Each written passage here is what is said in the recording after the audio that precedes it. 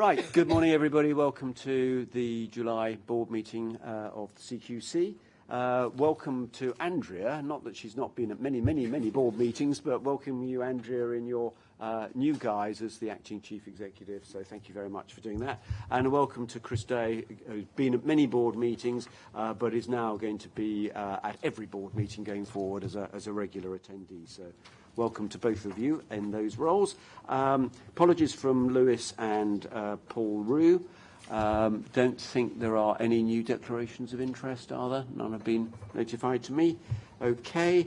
Minutes of the meeting of the 13th of June, were they a true and fair record of everything we discussed? Excellent. We seem to have managed to have nothing on the action log that's outstanding, which is a huge achievement. Okay. Anything arising that isn't otherwise on the agenda? Right, so that takes us swiftly to the executive team report, which, Andrea, you will lead us through. Thank you very much, Chair. And just to explain that we have made a shift from this just being the Chief Executive's report to being the executive team as a whole's report, so that key individuals from the executive team can bring specific issues to the board. So I hope that you will find that useful going forwards. The first item on the executive team's report is the performance report, and we have shared with you the detailed pack on the key performance indicator targets and our performance about that, against that, both highlighting where we're on plan with our performance and under plan. What I was proposing to do was not to go through that in any great detail, but to invite questions and comments from the board, which each of us would respond to, and then invite Ted just to highlight the key issues that we discussed when the executive team looked at the performance on report rating. Because whilst all three sectors are wanting to improve our performance, there's a particular focus on hospitals there, which we thought might be useful. So I will pause to take any queries, questions or comments on the performance report.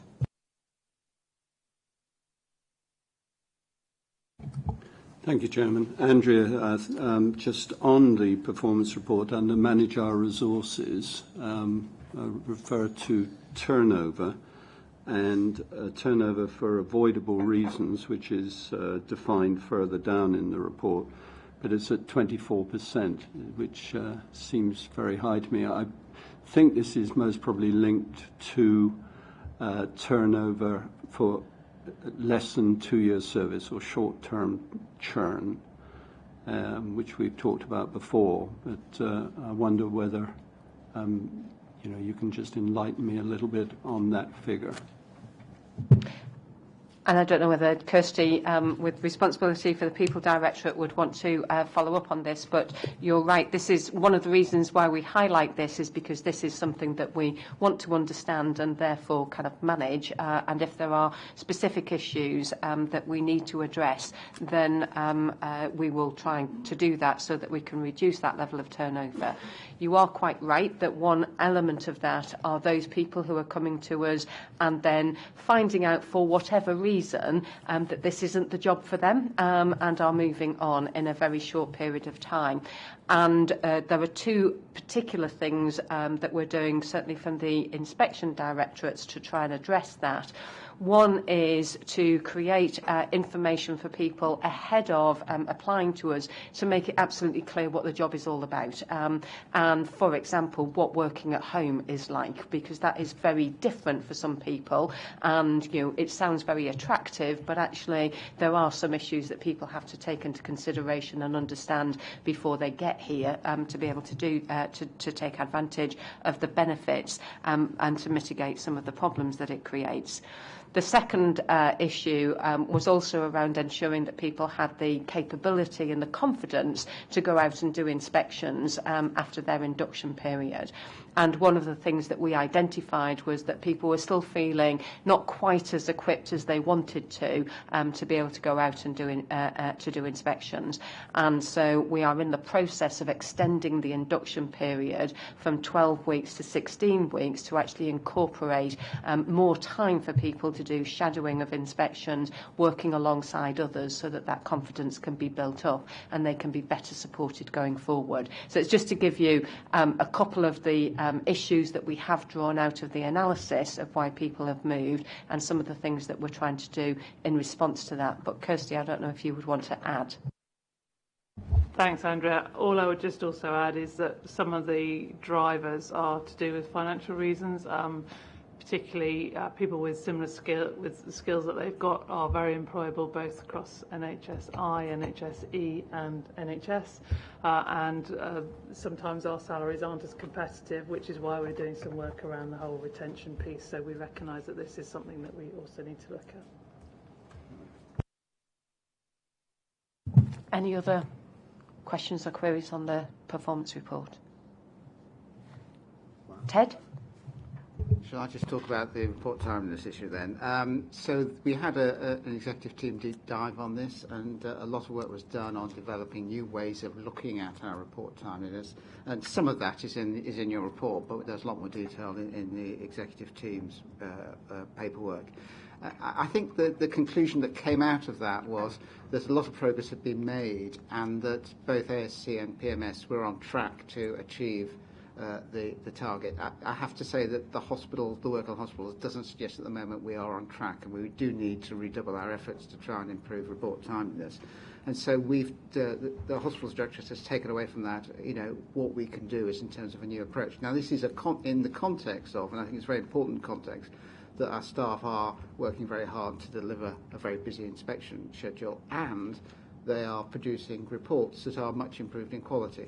And so what we don't want to do is say, actually, produce reports quickly, but it doesn't matter, let the quality drop. That is not where we want to get to. And that is in the context, as we were discussing earlier on, that some of the infrastructure with which they work, the IT, etc., is not as helpful as it could be for this.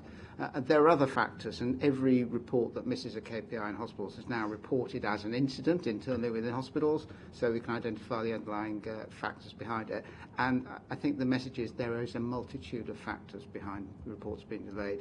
IT I've mentioned, but there's also issues around staff taking leave at an inappropriate time, or not inappropriate, but at an inconvenient time, and not making appropriate cover, but also things like the providers challenging us. And sometimes providers do challenge our reports. That inevitably we want to listen to the challenge and take note of their concerns about the report. And so that inevitably sometimes creates a delay in the system. So we need to address how we adapt to all those issues. And I think what we've learned is, and this came out at the deep dive, is that in order to achieve the KPI, we have to actually target a much shorter period. So when we get these inevitable delays, it doesn't push us over the KPI. And what the data shows is that we've improved the average length of time the reports take to go out, but we are not on trajectory to get to the KPI to the level we want. And I think that is a disappointment of this. We are not. Some aspects of this will be about individual members of staff, but I think it's very important to stress that staff are working very hard, and this is not saying we need to make them work harder. We need to find ways of making them work better. And of course we are doing the quality improvement plan, and the major quality improvement plan around report writing timeliness is underway, and that is identifying some of these problems that are delaying the report. That will take time to deliver. And while I anticipate quality improvement will drive some improvements, I don't think we can be confident at this stage it will deliver improvements as quickly as we want to get back on track. And so what we're doing is we are tracking every report individually at the moment to see if we can actually deal with some immediate problems in terms of backlogged reports, etc., and see if we can get much closer to trajectory. But I think it is going to be very demanding to get to delivering the KPI consistently in a short-term period. We will do everything we can to achieve it there. So, Ted, it seems to me that the importance of getting something out quickly is that both hospitals or other providers know if there's urgent action they need to take, that action is identified and they can do it. And then separately, if there are issues that the public should be aware of, then the public are aware of them. That seems to me to be slightly separate from the production of a long and detailed report.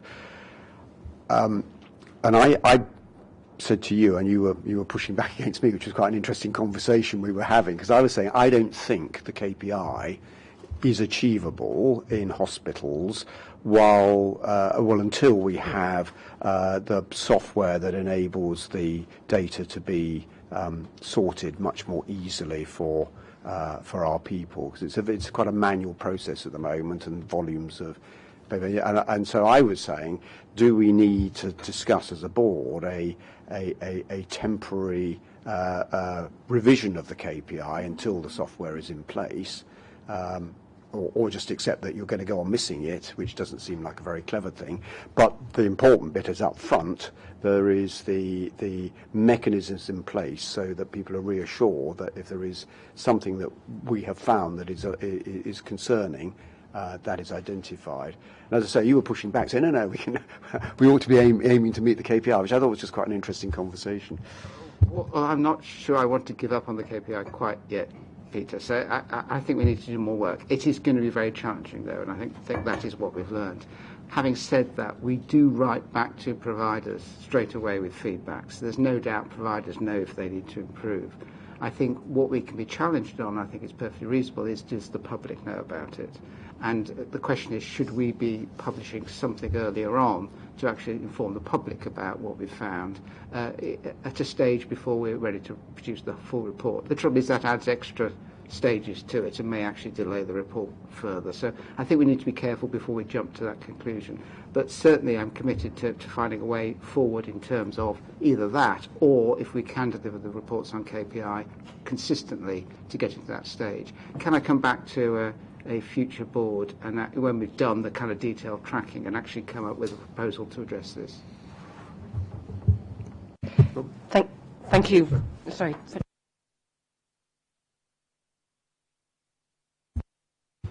I had a question about the whistleblowing, slide 30. It has a graph line, which gives the percentage where a safeguarding record has been set up, and another line for when a management review record has been set up, which says could result in enforcement.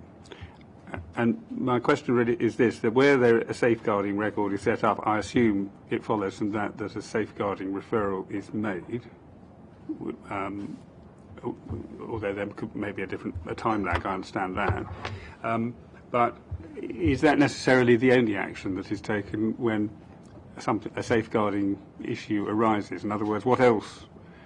Is there something between referral to the appropriate organisation and a management review which might result in enforcement? Is there what else is done with? In other words, is safeguarding just sort of parked and that's someone else's responsibility, or are we also doing things? And if so, how do we record that overlap? So I think this is something that it might be worth exploring when we come to the whistleblowing report later. Sorry, more about response to the whistleblower. Yeah. Yes, but I think one of the things that was identified in that report, and the reason why we're showing the figures in the way we are here, is that tracking what's happening actually gets quite complicated when we're doing both safeguarding and whistleblowing, because essentially they get set up in two different parts of our system, and making sure that we're up to date in both elements of it, which sometimes in the previous presentations you've seen of what we've done with whistleblowing referrals, it's looked like we haven't done that much, but actually we have done it, but it's sat within the safeguarding referral record rather than the whistleblowing record. So it's to give you the flavour of that. The other thing to say is that even if we have referred to safeguarding, that does not mean to say that we're not taking into consideration what is our regulatory duty. So yes, there may well be specific things that we would be passing to the local authority from a safeguarding point of view, but our inspectors would also be contemplating and considering what is it that our regulatory response should be in terms of the assessment of what does that information add to that which we already hold about the service? Is it consistent with concerns that we already have? Are we already doing something about it? Because a number of the issues that we have from whistleblowers are consistent with the fact that we've already had other notifications and we're already either actively monitoring or planning an inspection or out on inspection.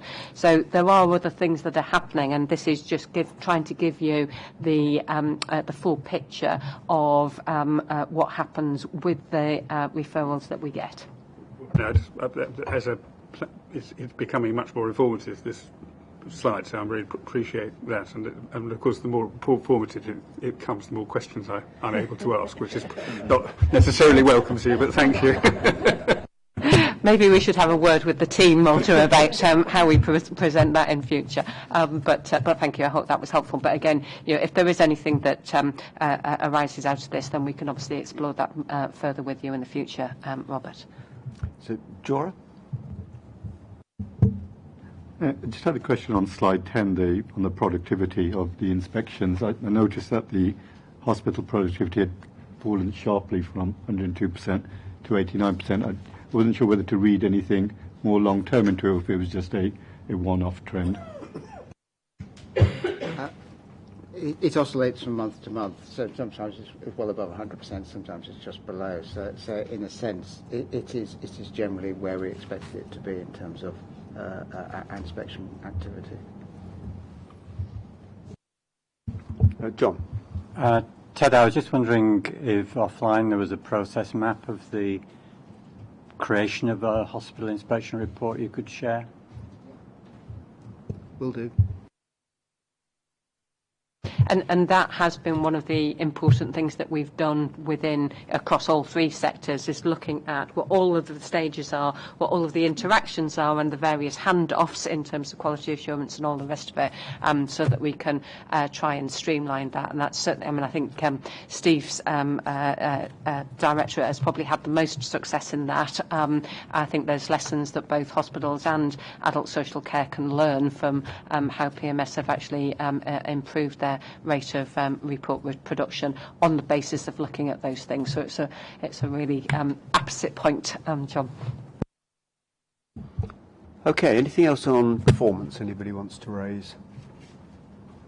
Okay, Andrea, onwards. Well, thank you very much for that, and thank you, Ted, for picking up the bit on the reports. But it was just to really demonstrate the value of us having that kind of deeper look at individual issues, which we certainly found it helpful at executive team. So thank you to the team for doing that. The next item is the local system reviews national report, which, as the board knows, we published on the 3rd of July.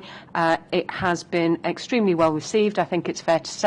And was sat quite well within the week, which was the celebration of the 70th anniversary of the creation of the NHS, and really kind of challenging the system as a whole, both national leaders as well as people at a local level, as to, we've had a great 70 years, but what can we do for the future? And the future is about collaboration, working across the whole of the health and social care system, and building on the work that we've done.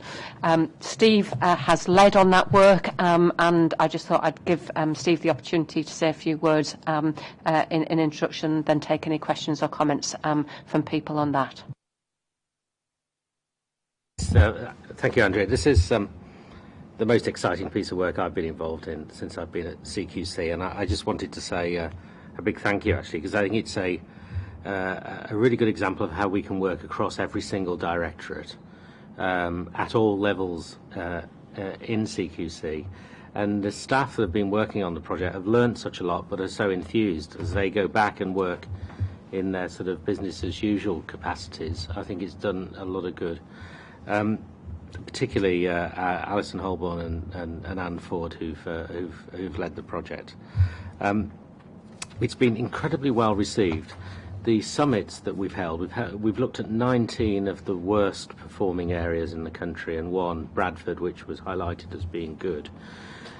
We've given difficult messages on leadership and systems across the country, and it's been done very professionally, and the feedback has been hugely constructive. We have seen and heard of improvements before we went in, because they knew we were going in, and subsequently. The final summit was in Northampton last week, and we're finishing this part of the project with a parliamentary meeting tomorrow. Thank you. Does anybody have any questions on that one? Liz? Just to say, first of all, I thought the report was really fascinating and very well put together. I just wanted to know how we will know the impact, both in the 19 areas, some of which I think we're going back to, but also how that learning is going to be spread, or how we will know whether the spread has been successful. Well, it's a very good question. The two answers, really. We've been doing this work with the support of colleagues across the different sectors, particularly ADAS and the Local Government Association, who have been supporting with Sky the local areas. It's based on local authority areas. We've also been working closely with DHSC, as it is now, about continuing the project for a further 6 months and hopefully longer, because I think the future of this from a regulation point of view is to look at local systems which include commissioning as well as provision, and part of our proposal is to go back to 3 of the sites we've been to already within the next 6 months and sort of develop the methodology. So it's a much more complex answer than simply we're going back and finding out. And we're open to ideas as well about how we might disseminate more of the good practice that we've heard with partners, but it's with partners throughout. And Christian? Just to build on that, really. We've been having, so Steve's right, part of this is about how you engage locally to share best practice. So alongside the work we've been doing in the 20 areas that we've inspected or reviewed, we've also provided information from the intelligence team to all the other areas to talk to them about the areas that, if we were coming to look, what we would look for, and that we've had very positive response to that. But I think nationally as well, this is about trying to give colleagues in other organisations, NHSE, NHSI, DHSC, AJAS and the LGA, an understanding of how what we think the barriers to change might be at a national level. And we talked a bit about how we align national thinking around planning and performance management. And I think that's one of the key areas that we want to take forward with NHSI and NHSE, so that we are looking for the same type of performance from each part of the system, where people are being managed to common standards, not just individual organisation standards. And I think that's part of the conversation we'll continue with NHSE and NHSI nationally. John? Just a caution that my understanding is that the systems that we were reviewing were a majority deliberately the 19 worst performing, and therefore the lessons have a caveat attached to that. The real lessons about how to create integrated care is looking at the 19 best performing and drawing out from that. Indeed so, and we did. We wanted to look at more areas that were better performing than the ones that were identified from the metrics that the Department of Health and Social Care used to look at, which were mostly based on hospitals and delayed transfers of care flow measures.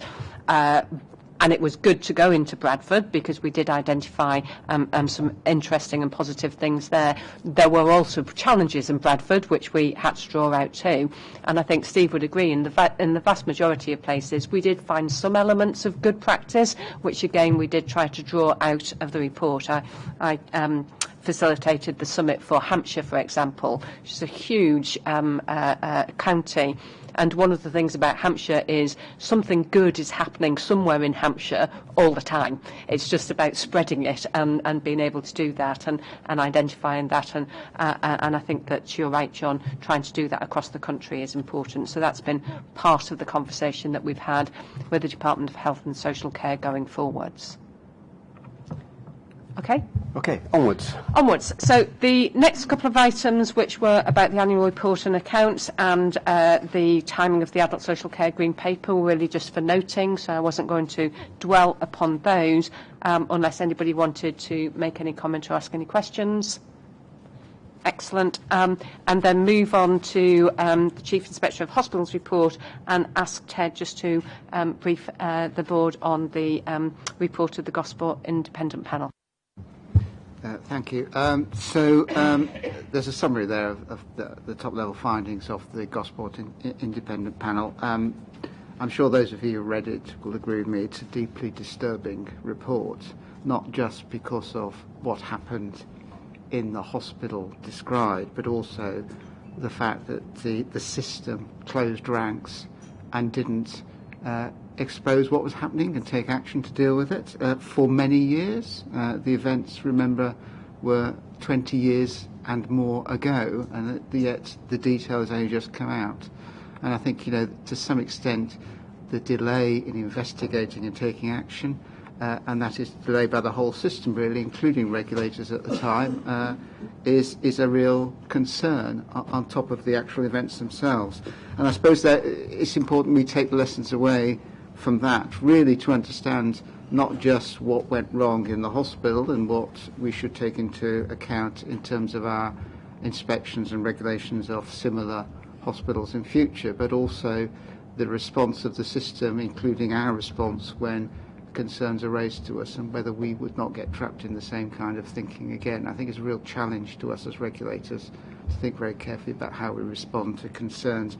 To remind you, the staff initially raised concerns in 1991, and they weren't taken seriously. It was only in 1998, when patients raised concerns, or relatives of patients raised concerns, that things started to move. And even then, it took 20 years for this report to come out. And I think that is an incredible story. So I think there's really significant learning for us around this, and we will take this away and consider the implications for our current regulatory role. Thank you very much, Ted. I don't know if anybody... Robert. Clearly it's a very shocking report, and as Ted has said, I think it's important comfort is not taken from saying, oh, all this happened a very long time ago. I noted that in his presentation of this report to the House of Commons, the then Secretary of State for Health paid tribute to his former Minister Norman Lamb for insisting that there be a review, because he overcoming advice from the civil service that there should not be a review. That was in 2014, I think. So the fact of the sort of reaction, institutional reaction to these sort of concerns can persist that long is, to me, a matter of considerable concern, bearing in mind all the learning we think might have arisen since 2009, if not before.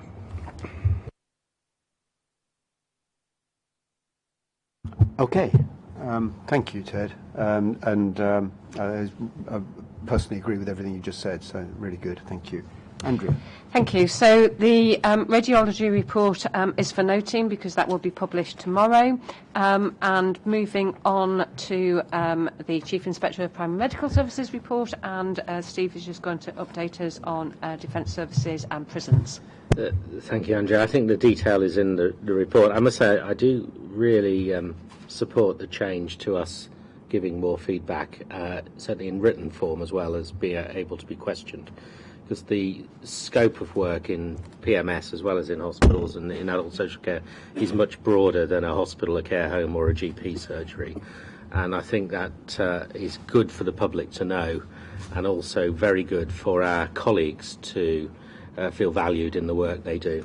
And I use the word colleagues in a very positive, constructive sense, as we've talked about before. I want to say one thing, and it's purely about the prison world. We have a very, very good, dedicated team looking at the care of people who are vulnerable, at risk in prisons and in detention centres. And we gave evidence to the Health Select Committee. And the reason I want to highlight it, not just because the team are incredibly dedicated and work very, very hard, it's just care in a prison is the sum of the commissioning of that care and the provision of that care of which there might well be 4 or 5 different providers working on different contracts. And we're very heartened by the focus that NHS England and colleagues have put on the commissioning, which is, we think the care generally is improving, but there is huge local variation. And just like our local system reviews, the way going forward, I believe, is looking at the local systems of commissioning and provision of a prison, rather than just looking at the provision in terms of the dental provision, the substance misuse provision, because it's the healthy or not nature of the prison and the culture of the prison which will often determine the health of the patients that are in there, the prisoners. We know that in some prisons, we've heard that only prisoners can only get to appointments 50% of the time because of staff shortages, for example. And so we think this is a really important review, and we supported it, and it's really good stuff going forward. And Steve, can I just add? I mean, I think that our staff in the justice team generally, but particularly going to prisons, do a particularly good job, because they're not actually very safe environments, prisons. I mean, I've been to several and personally not felt unsafe, but I do know there are times when our staff have been in really difficult situations. So I think they, a particular commendation to them for what they do. And all the feedback from them is one of the highest performing teams, and the feedback from the staff survey is very, very high. So the dedication I would support. Excellent. Thank you. Okay, Andrea. Shall I move on? Yeah. Excellent. The next 3 items under Steve's report are publications that have either happened or are due to happen, and so are ready for noting. Unless anybody wants to ask any questions or raise any comments. Nope. Kirsty gets lots of airspace in the rest of the agenda, so she doesn't have anything on this report. And moving swiftly on to Director of Strategy and Intelligence report, and Malta is just going to brief us on the proposed amendments to the Mental Capacity Act, Deprivation of Liberty Safeguards. Malta. Thanks, Andrea. So this is just for the board to note that we're in continuous conversation with the Department of Health and Social Care as the proposed amendments to the Mental Capacity Act, specifically the Deprivation of Liberty Safeguards, go through Parliament and the House of Lords. It's widely accepted that the current approach to the Deprivation of Liberty Safeguards is not right. It's created lots of problems and challenges for services and also for local authorities who play the main authorization role, and these amendments are intended to both improve the processes but also the application of and definition of liberties. And so the proposal is to replace the current Deprivation of Liberty Safeguards with a new approach called the Liberty Protection Safeguards going forward. It continues to be hotly debated in the House of Lords, including this week. It's going now to the committee stage next at the House of Lords. Any of these changes may have implications for the role that CQC takes. We currently oversee the application of the Deprivation of Liberty Safeguards and write an annual report, which is included in our state of care reports once a year. For that, in particular, the proposed amendments may include an extension of the safeguards to care that is provided in people's homes. Potentially includes extensions of application of safeguards to be able to be passported within an organisation so that they don't have to be repeat applications, and potentially extensions for the registered managers of care home services in the approval of safeguards. All of that will have implications for us, which is why we're having conversations with the departments throughout this, and of course have given our views at the same time. So for now, I just want you to be assured that our views are being fed into the debate, and the department also fully understands that the implications for us as an organisation have to be carefully thought through, including any potential funding implications if our powers would have to be extended because of changes to the law.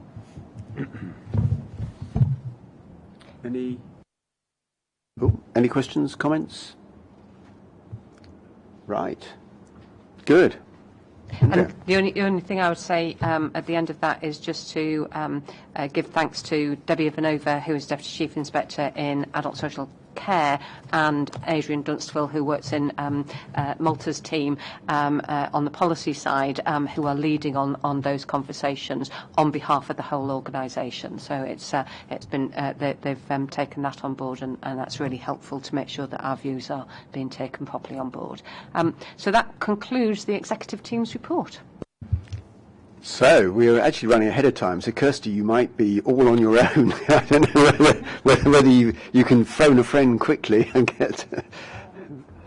I expect Naomi is actually doing that. They may or may not be outside the room. But are you able to start? Yes, I can make a start. So I will leave the detail on the digital side of things to Pete when he comes, but what I thought I would just do is just update you on some of the work we've been doing around our change capability, capacity and the governance, and then Pete can talk through some of the detail in terms of the individual projects. So one of the things we've been looking at is the governance around how we deliver change across the organisation. We've now, I've now taken over what was a strategic change committee, and we've recommissioned that slightly into turning it into a portfolio delivery board, where that now has overarching control and oversight of that whole change process. So we've got the individual change programs report into that, and we are setting up some metrics and some reporting mechanisms so we can keep track very clearly of what the individual projects are doing, but also more importantly to look at how we allocate scarce resources across the piece to make sure we make most efficient use of those resources, and also to track any benefits that will be arising through our change programme and making sure that we're clear where those are. So as part of that process with the revised governance, we've been looking at all the work that we have currently in place around our change programme, looking at the resources that we have, looking at the complexity of that change and our confidence in delivering that. And what we've now done is started to reprioritise that work. That doesn't necessarily mean we're expanding the time it's going to take us to do some of this work. It's just reordering it into a way in which we can have some confidence that we have the capability and the capacity to deliver this. And also we've got the work in the right order. What we had done is started a number of projects where we weren't really clear about the sort of the dependencies between them. So we had some which were starting to run ahead, but they couldn't actually go any further until some other key bits had caught up. So we're now looking at that in terms of reorganising and restructuring it to ensure that those key projects are given the resources up front and are prioritised to enable us to deliver that. The other thing we've been looking at is just to make sure that we are really, really clear about those projects and the outcomes that we want to achieve from those projects, and making sure that we have really understood what it is we're trying to do, understood the sort of outcomes that we're trying to achieve from those projects, and really go back and do some user testing, some analysis and some product design to really ensure that when we do start to build things, we're building the right things in the right way. So that piece of work has meant that our core registration programme, we've resourced it, but we are going back a little bit to just recheck our sort of core fundamental principles about what we're doing and how we're doing it to make sure that we do this in the right way. So the prioritisation piece, we are now we've gone through it and assessed everything, and we're now in the position where we've got a clear idea of what we think we need to do when. What we're now doing is putting our resources map to that to ensure that we've got sufficient resources in place. And also looking at our confidence around the delivery of that in terms of the spend, so that we have really clear about that we're really recycling our capital spend really efficiently. So if we're not convinced that we'll spend up something that we've got allocated for this year, we can spend it on something that we know we will, so that we're really efficient in terms of how we use our capital. So that's the work that has been going on. I think there's some good progress being made. We've now brought in some contractors, Atkins, to help us build an efficient programme management office. They are looking at some of the reporting mechanisms, how we track our progress. They're helping us build our skills and capability in this area. They now started work this week. Really positive feedback from the team who's working with them so far. We've also brought in one at the moment, a programme director to work with the registration team, who is an expert in both digital programme change, but actually also in sort of change delivery across the piece. Their role is to start to pull all the strands together and really get hold of that programme. So again, really positive appointment. The individual concerned seems very capable. He's quickly getting to grips with some of the issues and seems to be asking the right questions. So I think we're starting to make real good progress in this space, and I'm hoping that before too much longer we'll start to be able to put some regular reporting out in terms of progress over the whole change portfolio as a whole. So that's all I wanted to say about the overarching activity that we're doing. I'll hand over to Pete, who's appeared beautifully on time to talk about the individual detail of some of the digital programmes. Thank you, Kirsty. Yes, so the things I wanted to cover today was some of the governance structure pieces that we've been putting in place. So in addition to the PMO, we also have created the Digital Portfolio Board, which both governs and manages the technology-only deliveries and also supports the other boards where there are technology deliveries in, for example, registration or monitoring. So we've got a single place to understand, prioritise, unblock and see what's going forward. And that's where the PMO will come in to help with the reporting to support all of that. As Kirsty said, we've prioritised the portfolio again in an overarching way in terms of the overall change rather than just the digital components. And we're undergoing the final review in terms of the recasting the resources needed, understanding any bottlenecks and capability gaps and making sure we can move forward with those relatively quickly. And the other piece here is looking at the overall delivery piece. So we focused on the areas where we have the right capability to get things going fast. We've for example, looking at the device rollouts and the pieces that support that, the Office 365, which will underpin and enable other changes. We're going through a restructuring process, and we're doing that in phases. The first phase was about building our product management function, so make sure that we fully understand the way that we design services in the round to support the overall transformational change across the organisation and make sure that does deliver the best outcomes possible and doesn't just simply iterate from where we are to give us a slightly different version. So that's been really critical. That's coming online now. That is challenged some of the programmes that had started before it arrived in the right way, in a positive way, and that's now resetting and making sure we've really got the outcomes nailed before we go off and build the things we need to do. Those are tweaks rather than reimaginings, but they are really important to getting the delivery right. The next piece we looked at was the operational live running of our services. So this has been really critical too. We have a full management team in place now, and this work is absolutely essential to supporting the ordinary working lives of those people inside CQC who suffer from various hygiene factors that we have had to remediate.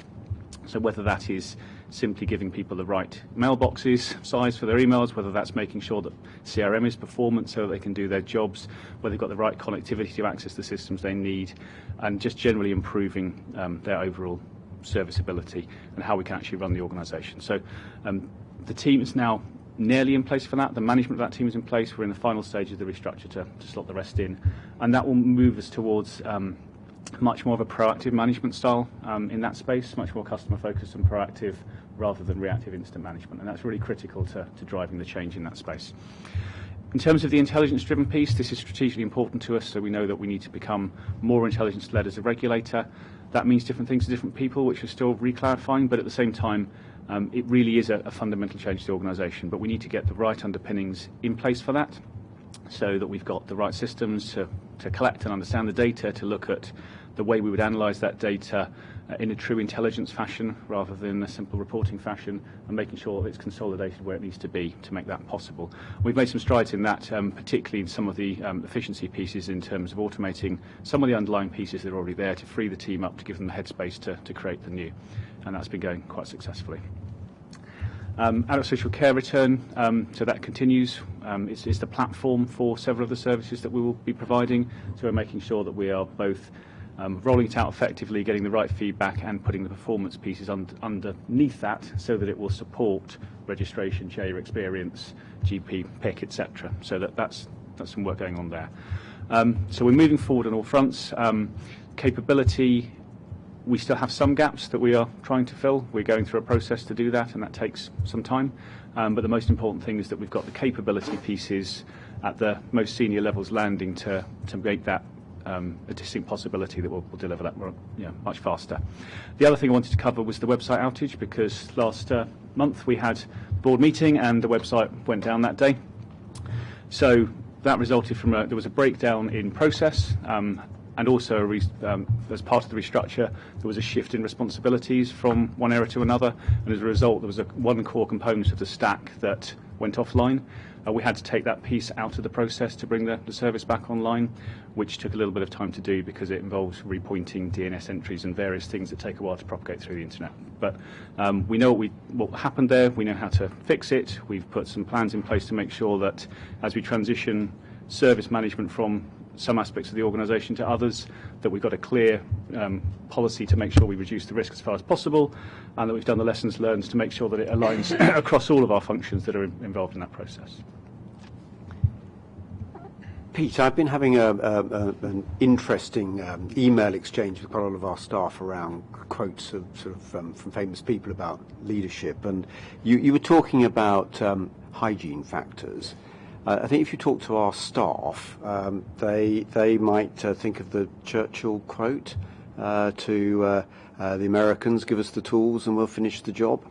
I think our staff are really frustrated that, we're still handicapping them. So I didn't get from what you were saying a sort of sense of how quickly the various hygiene factors, and I know there are quite a lot of them, are going to be dealt with, and how quickly our staff will really feel that they have been given the tools so they can get on with the job. Sure, that's very fair. I think Microphone. Sorry. Yes, that's absolutely fair. As you say, there are several of them. Some of them are easy to resolve, relatively technically easy if the right people are in place. Some of them are much more technically constraining and larger problems. And we're working through those. So I don't want to give a definitive date as such, but in the last month, we have established that mailbox sizes will go, 10 times the size they currently are within the month, which will help a lot of that constant churn of filing in the wrong space. We will be, we've already doubled the internet connectivity in all of the offices. We've got a plan to roll out the local broadband within for 600 staff in a way that will improve their daily performance. We've taken quite a lot of records out of the CRM system, which improves performance to a certain degree. We have taken the BI aspects of reporting against CRM out of the same server onto a different platform, which has reduced the amount of times it's fallen over in the last month. And we're looking at how do we get the rest of the CRM performance up over the next couple of months. So by way of example. So there's lots more as well, but there's a lot of activity here. The thing is that people won't really feel individual pieces normally for 4 to 6 weeks after you put them in place, and then the cumulative effect takes 3 months plus before it's a combination of things that are not working together. CRM is clearly our biggest concern in that space in terms of its performance, but we also know that things such as the digital publisher and how we produce reports is also a problem. We did prioritise reworking the report authoring and publication into next year's plan as we smooth the plan of delivery here at the board back in December. So we know there are issues, but some of these we've actively decided as a board to balance. So I absolutely recognise that there are multiple things, and some of them have been addressed. The service pros and so on are great, but if you go back to the performance report, we didn't talk about it today, but it's riddled with our staff being held up because of technology issues. So would it be reasonable to think that, say, by the December board meeting, we would not be seeing the same level of technology constraining our staff, or is that too ambitious? Well, you certainly won't be seeing the same level by December. Sorry, you certainly won't be seeing the same level by December. It's just a case of what level can we get to, and at what point does that really make a big difference to people? So could we have to the board a sort of a list of the hygiene factors and some timeline? Yes, we can do that. Absolutely. Yeah. Thank you, Pete. Andrea, sorry. And it's just really to follow up on that, because, as Peter's described, there's an awful lot of work that is going on, and there are a number of things that are affecting people and frustrating them because they can't, they don't feel that we are giving them the tools to be able to do their job in the most effective and efficient way possible. The key thing for me is making sure that we tell people, and so I think that what you were just suggesting, Peter, for the board is something that actually our staff would really appreciate and value as well. So that they know that people are listening to them. I think that we are continuing to get feedback from staff who feel that we're not taking any notice of the problems that they're raising, when actually you and I both know that you are taking notice, you are doing the work, but it's not as visible to people as we might want it to be, so they can feel listened to.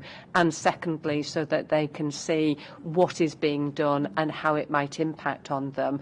And then thirdly, when there are problems, that those problems are communicated quickly with staff, so that they know that it's not them that's kind of, messing up their laptop. It's actually a system-wide problem, and they can go and do something else in the meantime. So I just think that communications aspect of this is absolutely essential for people. Mark, sorry, Kirsty, would you want to follow up on that? Or just very quickly, so Mark? I think you're right, Andrea. I think just to be fair to Pete's team, he's not had a team in place, but one of the things we have been talking about is we've now got those heads of in place who are very capable. They are now going to be one of the things we've asked them to do is to start writing a series of blogs about what they're doing and why they're doing it, and so that we keep the conversation going, because I think you're absolutely right. We haven't been able to tell people enough, but it has been down to a bit of a resource shortage. They're in there now, so hopefully we'll start to get some better communications. Well, not hopefully, I know we will start to get some better communications coming about around what we're doing in this space. Thanks. Mark, sorry. Thanks, Chairman. Andrea, I do think this is a great opportunity. We look at the laptop device upgrade for us to link that back to our people plan, and our one of our key areas of focus is adaptability. So I just wonder whether we can't measure the amount of our people, or the totality of our people who are working digitally by default, because that to me seems to me a measure of adaptability, of a shift in a way of working. So where we say we'll give the staff the ability, we should also be able to measure that. And I think that would be helpful for us. I mean, that sounds very sensible. I don't know exactly how we would do that. I would defer to colleagues who are obviously more insightful about that than me. But I think that enabling people to do that and recognising that they've got the tools to be able to do that, but also seeing the impact. We talked earlier about report production, for example, and the time it takes to do that. Actually, if folk are able to feel confident that the information that they're picking up from an inspection is going straight into their digital kind of record, and that can translate into their report, then that will help them to meet other aspects of what we're trying to do in a really sensible way, and help us to kind of deliver on the public commitments that we've made, which is that we will share our findings as quickly as we possibly can. That's just one example, but I think you're absolutely right, Mark. Showing the impact of these things, not just the fact that we've given it to people, is important. Paul. And it's linked to that, because a lot of us around the table have been involved for 30 years in sort of failing to roll out IT to groups of staff that hate them. And that experience of resistance has been one of the main problems in any of these rollouts. What you've been talking about for the last 10 minutes is the opposite of resistance. It's grabbing.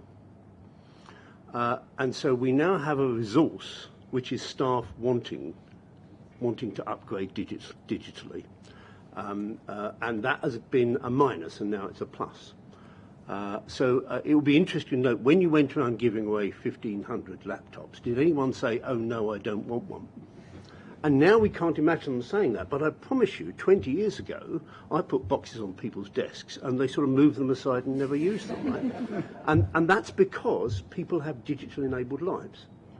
And they're worried about why we are behind their lives, which means we're incredibly lucky to be doing this in 2018, not 2008, because of where people are in their lives. And I think it's all the time trying to respond to this grabbing, and then exactly Mark's point, how are you using these things? And they will be using them better. Some will be using them better than we can imagine, because they're more advanced in how they think about digital than we are. So I think it is a great. It's all very difficult, but we shouldn't neglect the resource of the staff saying yes at last. And we've identified some champions amongst the staff within the various teams, not in Pete's teams, but within the teams in the other directorates, who absolutely are in that space, Paul. And they are, there's one particular, she's an acting inspection manager at the moment, but she was an inspector who was just waxing lyrical to me about what she could do with the various systems that she had and how she was sharing that information with the rest of her team so that they could kind of improve what they were doing, and it was very energising. And she's the one that needs to do a blog. You see what I mean? I'll ask her, definitely. And can I comment on that? Sorry, go on, Pete. Yes, you respond, please. Just because you're absolutely right, Paul. Some of the things we're coming back from this as well is that people are now. We gave people the styluses as well as the notepads and wondered how many would actually use them rather than the keyboard, and the number of people that have adopted those and OneNote as the primary mechanism for doing things is quite high. People are asking, can we use the cameras, and how do we make sure that that's compliant with evidence management policies and those sorts of things? So we're starting to see the change driven by the ability to do things as well, and that pull. And as we finish rolling out Windows 10 Office 365 across the organisation towards the back end of the year, we'll be able to turn on those additional features so that, for example, OneDrive, where if I've saved it on my Surface, I can then pull that up on my phone and keep going, and then it'll appear in the office when I'm there, and I don't have to keep emailing back and forth. So that will all start to snowball around the Christmas period, and then that really gives us that ability to think differently when we're thinking about things like report authoring, because we don't have to then type it into the same templates necessarily. We could completely redesign the services, but until those are in place, we can't. So it's just making sure that we put the right foundations in place to solve the problems properly that we know are really hitting people. So thank you, Pete. John, and then Jora. Just a quickie, am I getting a sense that there is a regular, call it pulse survey, to check what people's views are about how this is landing, so that you're sure that the hygiene factors you identify are actually the hygiene factors people are experiencing? We are doing regular pulse checks now, and we've just completed one which was looking at well-being, and the next one is specifically looking at IT. So we will have feedback from staff, so that we're not waiting to the annual staff survey to get that feedback. So, sorry, just to clarify, so the assumption about what the hygiene factors are, is that off the previous staff survey, or just what people thought, or how is that list? So what we did, well, I'm speaking of the role we, and Ruth might want to come to the microphone because she's here for the people section next, but we looked at what the key issues were that arose out of the staff survey. We know that well-being and workload was a key issue for people. We knew that, and people very clearly said this to us, that IT systems and processes were also a key issue for them, and that's the reason why we've identified those as the specific pulse, very focused, 3 or 4 questions, nothing too huge, so that we could focus the questions to the staff on those areas, so we could get feedback on what progress we've made since last year.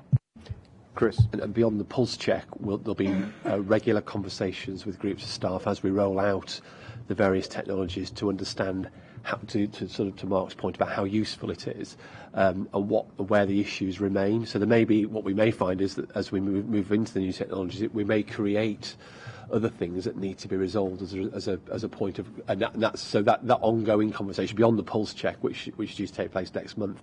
Those ongoing conversations will begin to feed back into what people, how this is landing with people, and what we might need to think about additionally.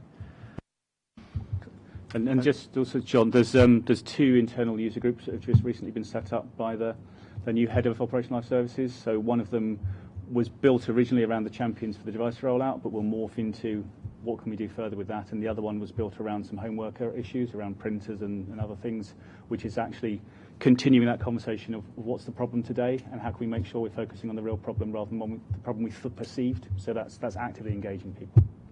And it may be anecdotal, but there is no shortage of anecdotes coming from our staff. I can tell you. The plural of which is data. Jora. I just wanted to get back to the portfolio of work that we've got and the programs of work that we currently have underway. And we've got Atkins, I think you said, helping us with this. I think it's also important that we look at each project at a time.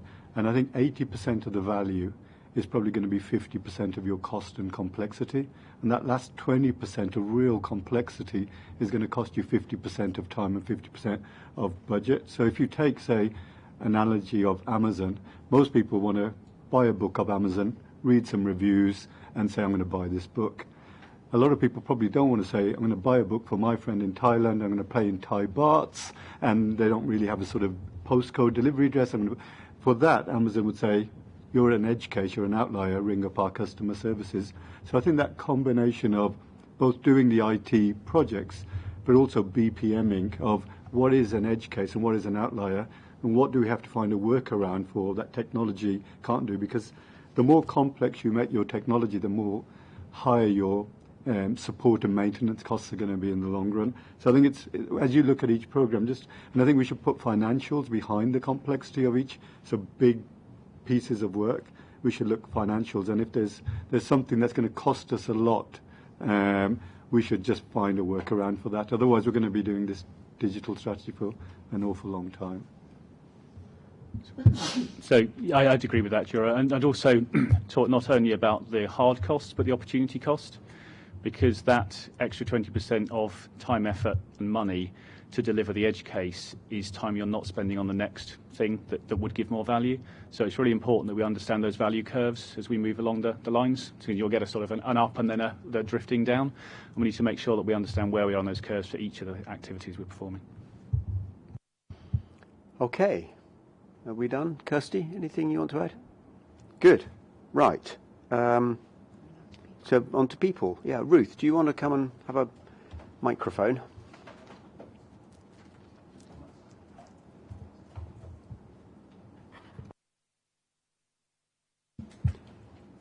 By way of introduction, Ruth? I'm Ruth Bailey. I'm the CQC. Sorry, I didn't. No, I meant introduce. Sorry, I was taking for granted we all knew who you were. I do apologise. Oh, it's just for everybody else that's here as well. So. This is the second paper of this kind that we've provided to the public board, and it provides a summary of the people priorities that we are working on. So they are how CQC will adapt over the next 3 to 5 years to the changing nature of our work, attraction and retention, workforce strategy, workload and wellbeing, diversity and inclusion, and learning and development. And what I thought I would just do was pick out a couple of things that have happened in the last month in terms of progress in relation to those priorities. So taking the first one, how CQC will adapt over the next 3 to 5 years to the changing nature of work. This is really important for a number of the other priorities because it sets us a frame for what are we trying to achieve, what's the outcomes that we are trying to drive, and is particularly important for informing our work on workforce strategy.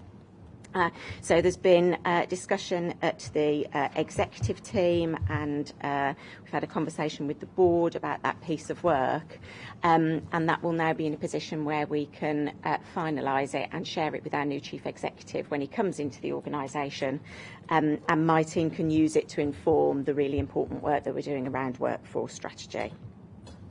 Attraction and retention, we continue to make progress on this work in preparation for our pay talks with the trade unions. We've had to be cognizant of everything that's been going on, both across the civil service in terms of the guidance from Treasury on the pay remit, which governs our pay, but also looking beyond that into the NHS and local authorities in terms of the pay deals that have been negotiated there, because clearly they're key areas in which we recruit. So that work is coming to fruition, and the pay talks will start with the trade unions over the next few months. Workload and wellbeing, we've talked quite a lot about this in the last session, so we have undertaken another pulse survey on workload and wellbeing. This is to really test whether the work that we have already done is starting to make a difference. So for example, we'd put in 3.2 million of non-recurrent funding into funding some of the staffing pressures that existed this year, and we've also moved to always on recruitment so that we can ensure that we reduce our time to recruit, because I think one of the key things that we need to address is ensuring that we have got workloads fully covered and we're not asking colleagues across CQC to cover gaps from other colleagues. So we've had some good signs around that. First of all, our turnover rate has started to come down. So over the last 12 months, it's come down from 12% to 10%. Our vacancy rate is also starting to come down, so from 8% to 7%. We need to still continue to work hard on that, and that's what our pulse survey tells us. We've talked about the systems and processes issues, which also reflect on workload pressures and wellbeing pressures for our staff. So I won't go into, because I know we've had that discussion, but it feeds very much to what's happened already.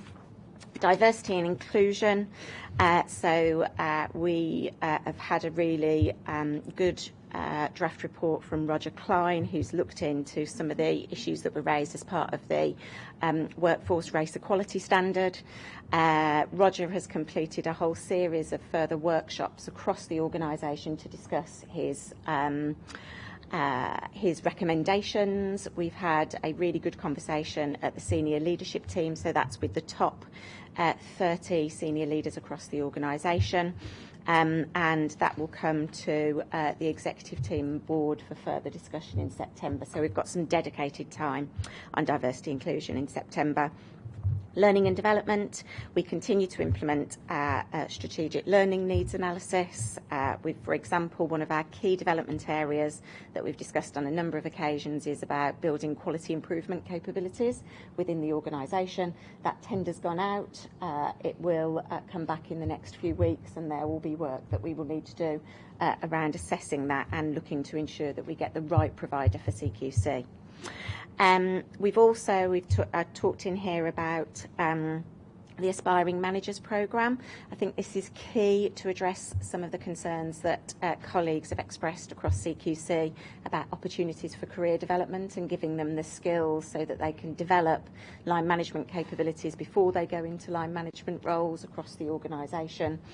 The team have come together over the last week within the People Directorate to sprint through the development of that Aspiring Managers Programme. We'll then go out and take that out to staff to get some views from them. Final thing to say is that I think from the last session there was a number of areas of feedback, but one of them was around performance indicators support each of these priorities. Mark and I have had a follow-up conversation on that, and so we will do some work over the summer to think about what those are. Thank you. So not much going on in your area then, Ruth? Nothing. Questions or comments? Ted? Can I welcome all the work you and your team are doing, Ruth, on this? It's also vitally important. The issue about well-being is a concern because our staff are working very hard, and I think a lot of that is driven by the demands that our inspection methodology puts on them. Some of it is driven by the technology that we've discussed earlier on. I won't go back over that. But some of it, I think, is driven by the fact that we are developing a focused, risk-based regulatory model. And actually, there is an awful lot of risk out there. And I just wonder if we're giving staff the tools to make the appropriate judgments of risk so that they can focus their workload in the appropriate places. Because I think for some of them it feels as though there's constant demand, there's more and more to do, and that there's unending demand to them. And I think their commitment, which as we know is very strong, means that sometimes they push themselves to work very hard. And I think we need to just look at giving them, if you like, the freedom to make the appropriate professional judgments about risks so that they can modulate their workload appropriately. And I think that is a real challenge for us and for them. But I think I'm worried if we don't get that right, then they will constantly be pushing themselves harder. Thanks, Ted. That's a good point. Liz, then Jura. Thanks very much. I was really pleased to see the emphasis on learning opportunities for people who are not yet in management positions, in addition to the more senior leadership investment that I know we've already made.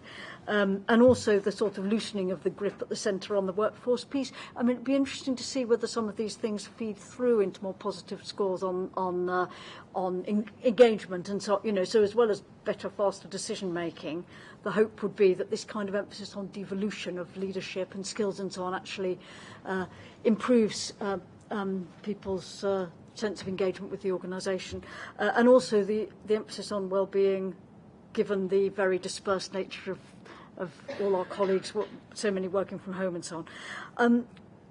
And so I echo the aspiration to have sort of metrics that we can reflect on quite frequently, just sort of really see how it's going and see how it can be fine-tuned as we go, which I know you're on the case about that.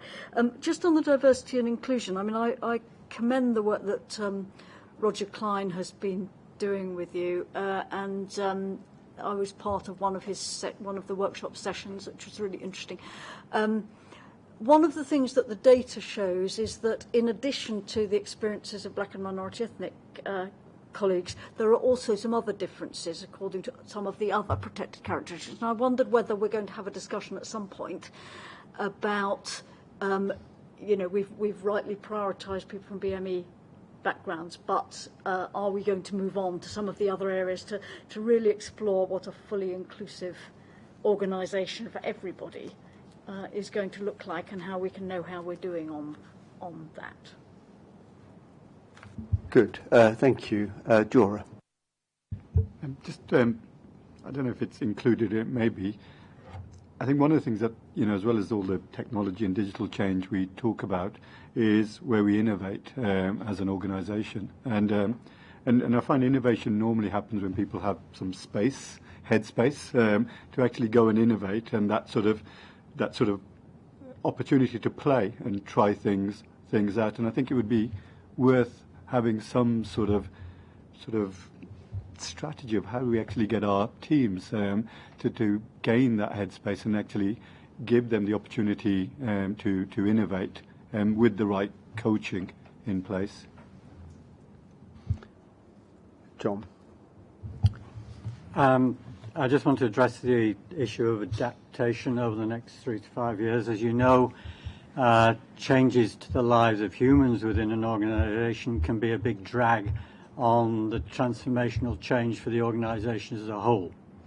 And it may well be worth adopting 2 tests. One is the change we're thinking about essential for the delivery of our strategy within our purpose and values? And secondly, if that is so, is this the minimally disruptive we can be to individuals? Okay, thank you. Ruth, I don't think there's any need to respond. I know you've been writing furiously, but people have made some really good points. Anything else anybody wants to raise on the people front? Great, Ruth, thank you. And keep up the really important work. Thank you very much. And thank you. Pete, also thank you for all you've been doing. It's really excellent, both of you. Thank you. All right, so that, I think, then takes us on to updating our surveillance information, as we're putting it. We'll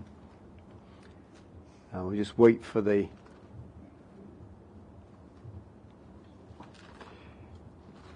Great, welcome, both of you. And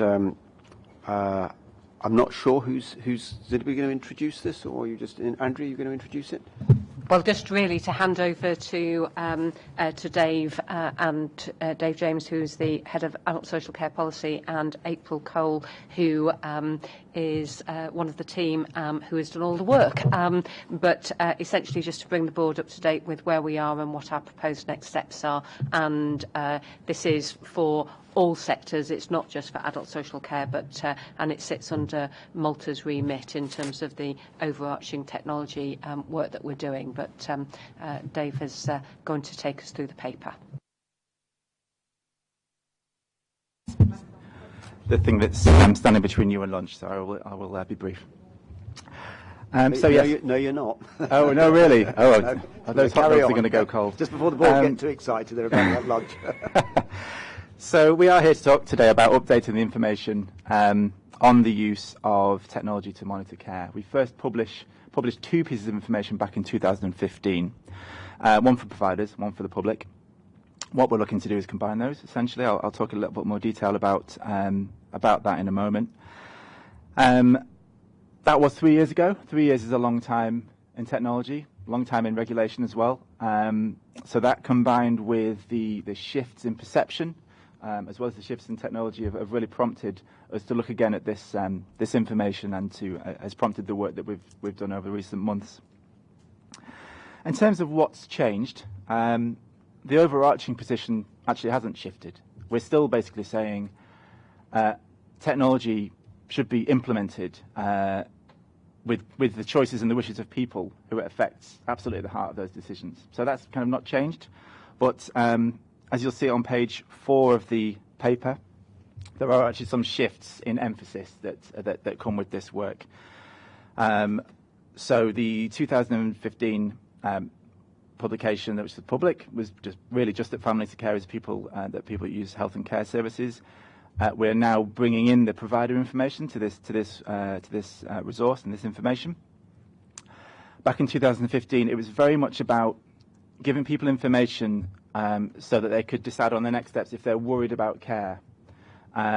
We've moved on from that. We've seen a lot in the last 3 years of our inspections to understand that it's not just about that. Technology can actually support good and outstanding care, and we're drawing that out in the information that we're proposing to publish. Back in 2015, again, it was very much about hidden cameras and microphones. Here we're talking a much broader set of technology, so telecare, telemonitoring, digital care records, mobile health apps, and this will grow over time. We're really just kind of setting the foundation here, and we're going to build on this as we move forward. We still have the keys of ethical and legal considerations. We've updated that to reflect the General Data Protection Regulation changes, and it's kind of less of an emphasis on those aspects, really, which reflects the fact that it's not just about responding to worries and concerns. It's actually about celebrating and shining a light on good and outstanding practice through the use of technology. And the final kind of main change really is that we had 2 standalone documents before. Now we're going to combine this, and it's actually going to be based on our website, which really allows us to grow this over time. So what we're asking for today then is to agree that we take this web-based approach and that we make this first step and build on this and iterate it. And in considering that, what I think I would like to say is, if in the appendix you can see there's a table of contents which is kind of what a printed version might at this stage contain, and there is an example web page type format. I would probably urge you to look at the web page format, because I think looking at the table of contents suggests that the legal considerations far outweigh anything else, and that's actually just a byproduct of the fact that there are subheadings there. And actually, the headings that you see on the example web page are much more reflective of the balance of information and the emphasis that we're looking to place in the information that we want to publish. Great, thank you very much, Dave. Questions, comments from colleagues? Robert. This is, I think, a very worthwhile and positive project, and we have to accept, I think, that whatever we say at any particular time about technology will be out of date almost before you publish it, and so having an ability to be flexible about that is really good. It seems to me that the discussion we've had many times at this board reveals a tension between the benefits of such technology and the fears around what the abuse of it. And it seems to me, as a non-techie user of some apps and a real paranoia about where my information is going and who sees it, it is based on ignorance on my part, and therefore I imagine the large of the public, about where all this stuff goes and how it is controlled. And I just wonder whether, obviously you need guidance about what the law is, but the law tells you what what the obligations are. It doesn't actually tell you very much about the reality out there. You know, where is information when it's about me when it's sitting in the cloud? You know, who can see it on its way between my app and and Lord Darcy or whoever else is interested in my health? And it seems to me there's some demystification of those aspects. I mean, there might in some respects increase fear, but it's simply the issue that we just don't really know where our stuff is kept. Is it in the States? Is it here? All that sort of thing. And whether that could be looked at, I would suggest would be useful, because if we could help deconstruct this and make an increased knowledge amongst people, that would be very valuable. Thank you. Other questions? Oh, Malta, sorry. Yeah, just on that specific point, Robert, and I should also say a bit more about the wider programme of work that we're having around that. So let me start with that and then come to the detailed point. We're very conscious that technology is developing quite fast, that our ability to keep up with every single technological development would be impossible as part of that. So the way we're thinking about our approach to this falls into three parts. The first one is how we can support all our colleagues, particularly those who are working in registration and inspection, to maintain a general awareness of some of the changes that are happening, but importantly enable them to talk back to some of the people we have in our policy teams and elsewhere who have a bit more time to look at some of these developments, to check back on new things that they see before they take forward our current policies and processes, to make sure that they adapt in that way. Related to that is that we provide more information to our staff where it's relevant, and surveillance is a very good example because it's a very complicated and complex field with lots of issues and questions around it. There's others where we won't need that much information. And then there's others where we will need detailed guidance, like where we've taken forward inspections of online GP services, for example, because they fall fully into our remit of registration and inspection. The second part is that as an organisation we want to understand better what actually the good adoption of new technology looks like by organisations. Our greatest lever around technology is how we encourage organisations through their leadership to adopt new technologies and to adopt it well. There's actually no clear definition of what good adoption of new solutions or innovative models or technology looks like. There's lots and lots of material around this, but no sort of common model, and we want to take forward work to have a simple set of principles that we can include when we look at particularly leadership and well-led. And that'll include issues around how staff and people who use services are being consulted, about how risks and communication is managed around new technologies, and the clarity of the outcomes of new technologies. And that's the same whether that is a huge electronic patient record system or whether that is a monitoring or communication technology that's being introduced into a care home. And then the third part is how we use our independent voice as a regulator to encourage the use of new technologies where it can improve the quality of care, but also to be very honest about the balance of new technologies and innovations and how they're being managed properly so that they're safe. All innovations and new technologies have a risk attached to them, otherwise there would not be change. That needs to be acknowledged. And so it isn't about whether you adopt a new technology or not, but it's about how you do that and how you do that well. So talking about the web resource, we increasingly want to put out much more good practice examples of what we've seen, where it has improved the quality of care, but also where it has been implemented and managed well. And I think over time we want to use that resource to also set expectations of what good quality care looks like and new technologies around that. To come to your specific point, Robert, I think in terms of CQC, trying to set out in this web resource exactly where information goes would be a very difficult undertaking, simply because every single app will have a different approach of where information goes, how it's stored, and what cloud and otherwise. That said, we're having lots of conversation together with NHS England, NHS Improvement, NHS Digital about the changes that are happening in the NHS more widely, around the adoption of new technologies, the opportunities, but also the risk. And I think we have a very important role as the regulator in this to provide the balance of that conversation, both about the opportunities, but also how they're being managed well as part of that. So I will definitely take that point into those conversations. Could I just add to, absolutely I understand that we might want other people to do the explaining and we can refer to that or indeed require it. Therefore, there would be one plea I would have.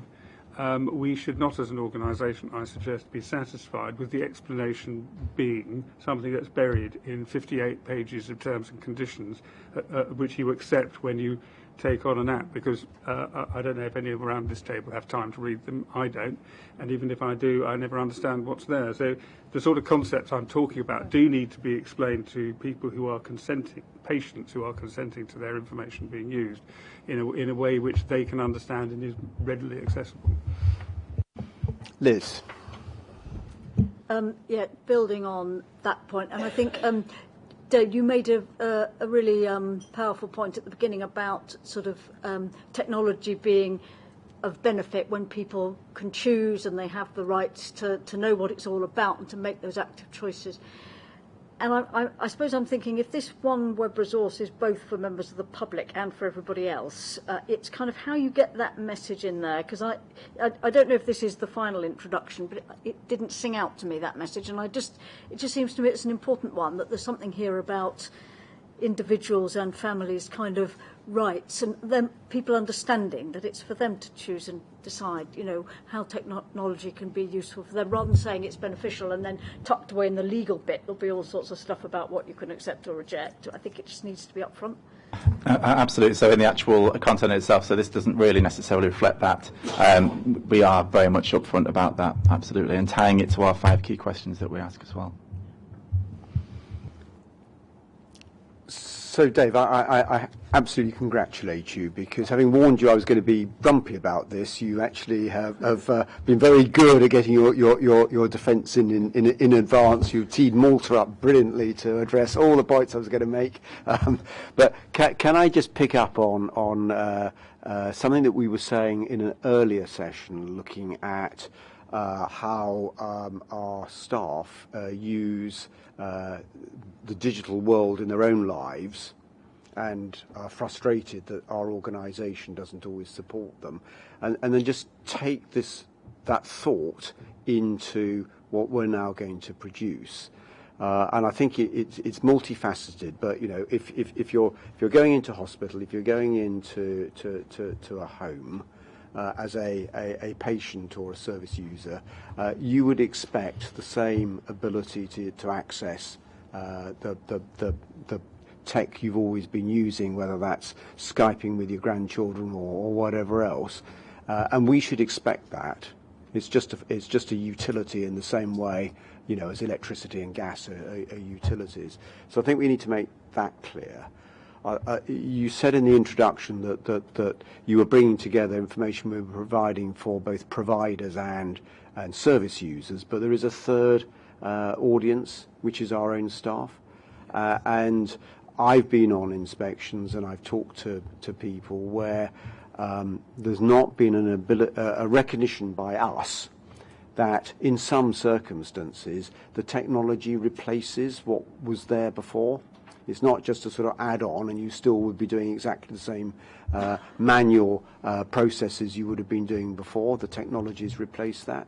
So I think there's an education piece, and I totally endorse what Liz was, I think, sort of implying, that the same about the tone in which we write this. It needs to be something which is really welcoming and encouraging, the development of technology to make people's lives better. And if we can encompass all of that in the document that then also sets out all the risks and the safeguards and everything else, then I think this is something that's potentially brilliant. So thank you very much, and April, thank you for your work as well. Any final points, or are we happy to congratulate them and look forward to the next iteration? Oh, I suppose actually we do actually need to formally agree the proposal to develop the web resource board. Are we happy to do that? Great. So you got what you asked for. Thank you very much. In every sense. Thank you, Dave. That's great. Thanks very much indeed. Right. So we move on. We're doing very well on time this morning. I don't know whether Ursula is out there.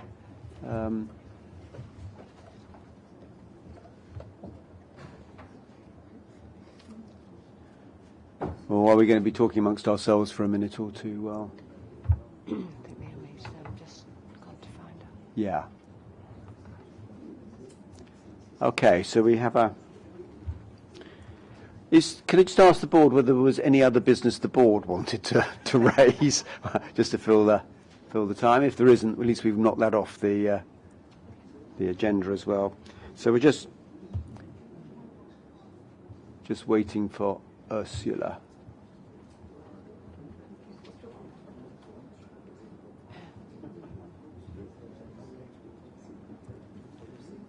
Okay, so look, so we use our time well, why don't we break with all convention and just take a question from a member of the public? And I'm going to go straight to you, David, because it just follows on, I know, from what we've just been discussing. So why don't we take your question?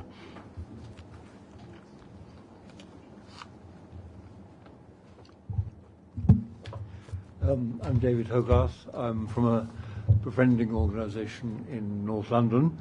And as Peter says, I would like to go on about the new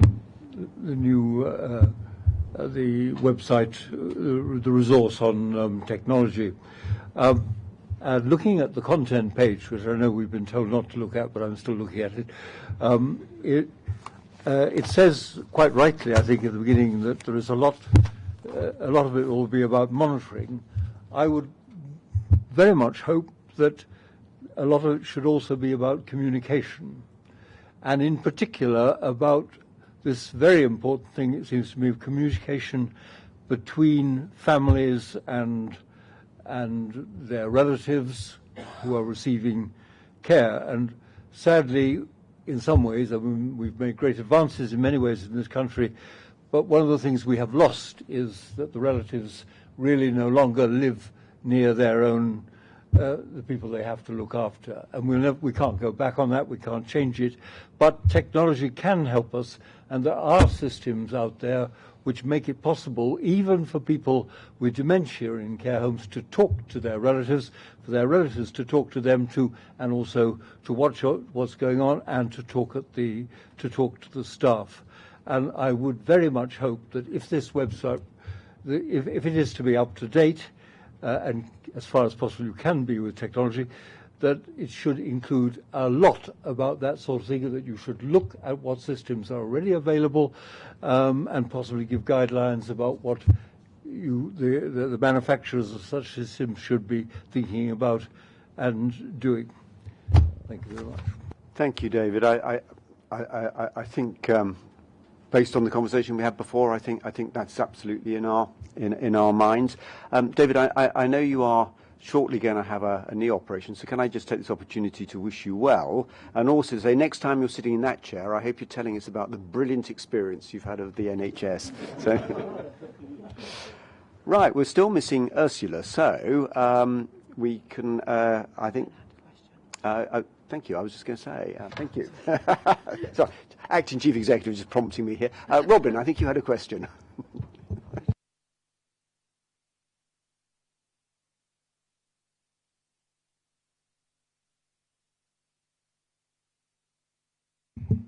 Thank you, Chairman. Robin Pike from Healthwatch Hertfordshire. It's a question about extended access. which is the facility for patients to have consultations with GPs in the evening and at weekends. This may be a lot more convenient for many patients than having consultations during the daytime, particularly if they're at work and working at a distance. And it's difficult to get an appointment anyway. Is there a system, a framework for inspecting the provision of extended access and for rating it?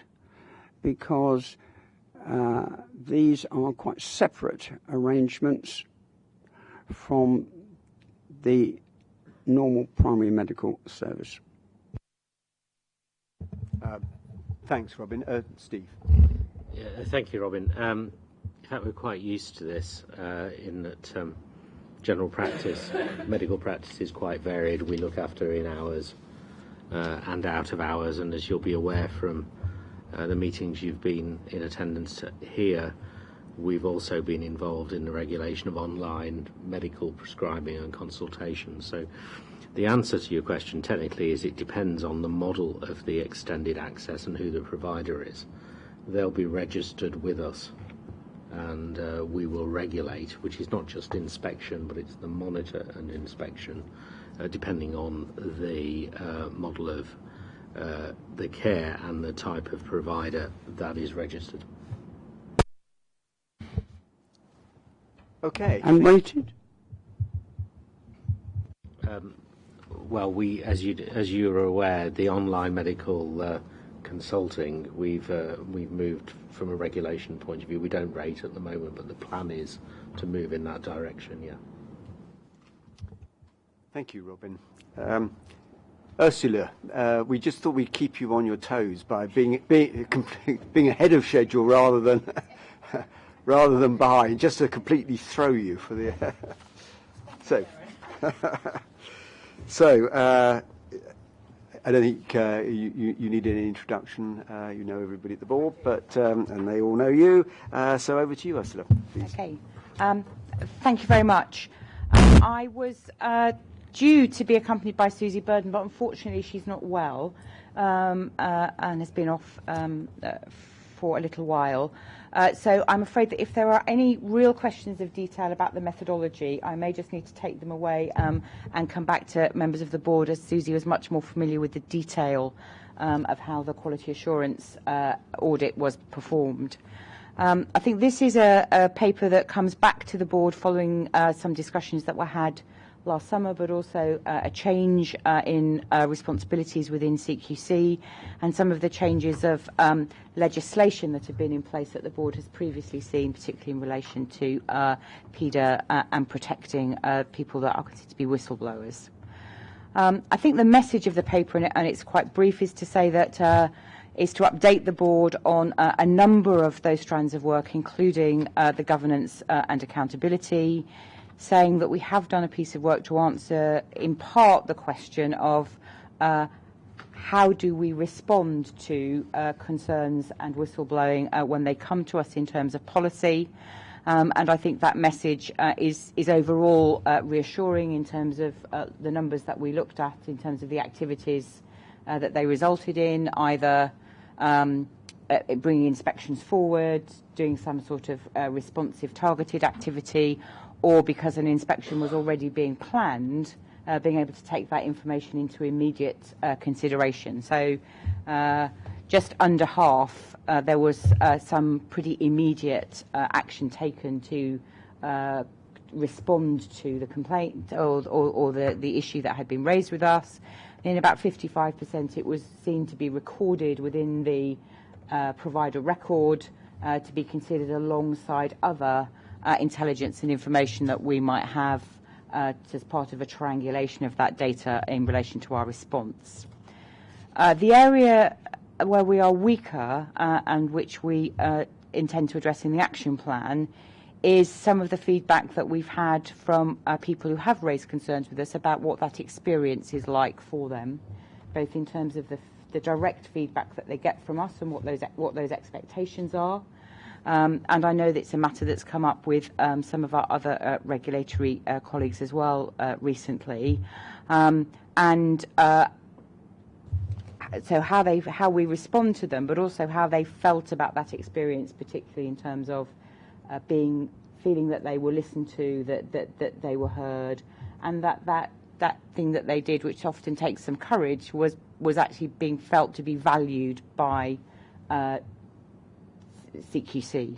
Some of the reasons why that's difficult is we don't have a systematic process for getting that feedback, and we have committed to developing that, and also because we've quite rightly been so concerned with the issues about anonymity and confidentiality that we've inadvertently not stored some of the information on people who would be happy for us to go back to them, but didn't want the provider to know their identity. So there are some issues to do within our system to improve that. And we intend to, through a workshop that we'll hold after the summer break, to co-produce that feedback process, both with the National Guardian's Office, but more importantly with people who we work with and who have previously raised concerns with us, whether as staff or as members of the public.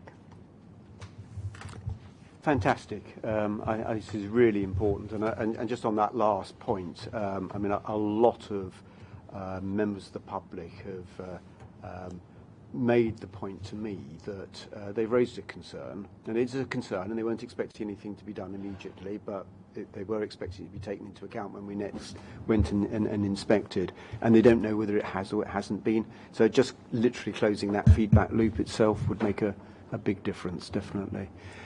Questions, comments from people? Robert? It's a very welcome piece of work, and it is clearly very important that those who give us information, particularly staff, sometimes under very, very threatening conditions, feel not only they're valued, but they've done some good. And I think the steps you're proposing to take are the right ones. Just another suggestion, I wonder if it would be worth adding, is that we now have freedom to speak up guardians in every single trust who will have an experience, albeit at second hand probably, of what the staff they know about feel, and it might be worth in your sessions with the National Guardian's Office trying to plug into that, because they have regular networking meetings, and also it is another way of getting a message out to those who might be thinking of making disclosures that we are genuinely interested in them and their welfare. Sorry, Andrew, do you want to go and then John? No. Oh, sorry. You were just waving. Okay.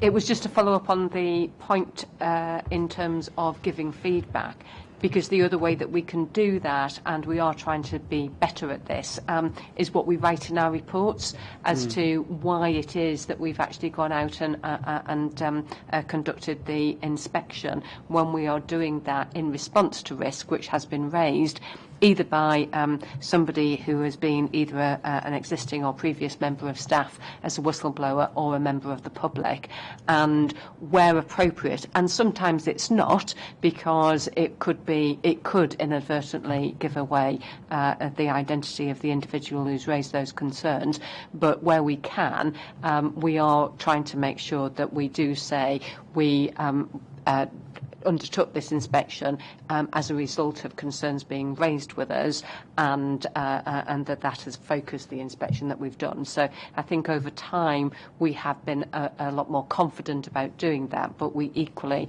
have to do exactly as Ursula has identified, made sure that we don't inadvertently give people's identities away in doing that. But it is an important way of us providing that feedback. I think the other thing I would add is that feels to me that that's a both and, because one of the things people say is even us informing them that an inspection has now taken place and signposting them to the report is something that they would appreciate, because often in some cases there will have been a little bit of a time lapse and they may not be as close to the situation as they were originally. Yeah, thanks. Ted? I sometimes worry that people don't recognise quite how important people raising concerns with us is to our intelligence and understanding where the risk is in the system. And you talk to people, and because, for the very reasons we've discussed, it isn't sometimes obvious in reports, people underestimate the significance of it. Wherever we can, as Andrea says, we give prominence in reports, but sometimes you can't do that without putting people's confidentiality at risk. And I just wonder if there's some way we could produce an anonymised report, once a year, to say these are some of the things that people raising concerns directly with us has led to, so people can see the value that's contributing. 'Cause I just don't think we kind of speak about that often enough at the moment, and I think people underestimate. Certainly in the hospitals, people raising concerns with us is a prime driver of some of our intelligence about services that we need to inspect. Can I just say two things about that? One is the Safeguarding and Responding to Concerns Committee, which now has this brief, is looking at improving its data and information performance, which would come to this board, which I think would enable us to do that on a regular basis, and would also seek to produce, as part of its annual reporting cycle, very much that particular narrative, also to this board, but to the wider public as well. Thank you, Ursula. Chris? Just to build on that, I think it's vital that we do it as part of our annual report and accounts, that we can show the information that's used. I also think, going back to your earlier point, there will be examples of where we've used this that have meant that we've caused an inspection to happen. Now, not all of those examples, for the reasons that have been raised, can be discussed about in that way, but there will be some that can, because of the nature and the number of complaints. I think it's important when we go out with those inspection findings that a key part of what we go back to the public and to the media with is the rationale for that inspection came from the voice of people who use services or people who work in services. I think that's important that we make that link every time it's possible to do so in how we report those. Good. Steve? Just to reinforce those 2 points across the whole of healthcare, in general medical practice, dental practice, we've had a number of whistleblowers which have helped us trigger inspections and then enforcement activity to protect patients. What we don't have in primary care are the same staff surveys that we have in hospitals, and therefore our information from people working in services is very limited. And there are a number of cases, just to support what Chris has said, where we've had to take very serious action, but we haven't been able to say it's a whistleblower because it might well be a single-handed practice with one or two staff that aren't related to that doctor or dentist. Okay, thank you. Thank you, Ursula, very much. It's a great piece of work, very, very important, so thank you for that. Okay, good. So I think that concludes the board meeting, but I just go back to questions from members of the public. Bren, I know you wanted to say something. Was anybody else wanted to say anything? Great. Bren, you have the last word.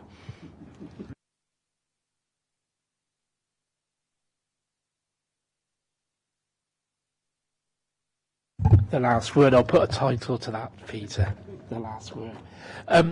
Basically, it was just to share something with the board, really. I was privileged to go on a local government association peer review of Plymouth City Council on the 9th, 10th and 11th. And again, what I'm going to say has been authorised through, I'm very clear, David, in terms of when you mention areas that they're very clear on what you're going to say before you say it as well. So the authorisation has come from that as well. And in those conversations, it was made very, very clear of the CQC's review of integrated health and social care services at Plymouth. It wasn't something that I orchestrated. It wasn't something I prompted. But what clearly came back from strategic managers, middle management and below was the professional way in which it was conducted, the personal way in which members of CQC's team conducted that review and whatever, really. And again, sometimes we might get these conversations from exterior sources, and I think that actually makes it even better, if you see what I mean, really. In other words, it's not the CQC staff saying it about themselves and whatever. And again, it was made on a number of occasions to me, really. It wasn't a case about the report per se. What it was about, actually, really, the way that people behaved. And someone always mentioned to me that people might forget what you said, they might forget what you did, but they will never ever forget how you made them feel. So very, very powerful messages there. I know Steve leads it, but I looked through the report before we did the review, and again, it's cross-sector one, really. So I suppose what I'm saying is that's a compliment to the cross-sector. I know Steve leads it and whatever. I did take a moment with Chris yesterday to just go through some of the processes, not the report. That's not what it's about. That's for Plymouth, etc., and the report to come out in 3 weeks and whatever, really. Just to share some of the processes around it as well, really. But as you led it, Steve, good on you, but more importantly, good on CQC. Thanks, Brennan. I think it's not just Steve. I think the whole board will take credit for that. So,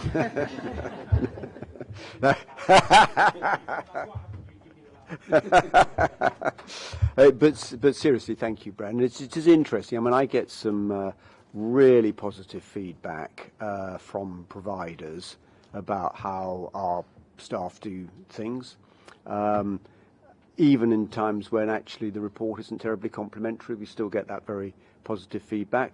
Unfortunately, it's not universal, so we need to work to make sure that is the universal experience, not just those that where it works well. But it's really important, and thank you very much for raising it. Right, that is it. Thank you very much indeed. Time for lunch.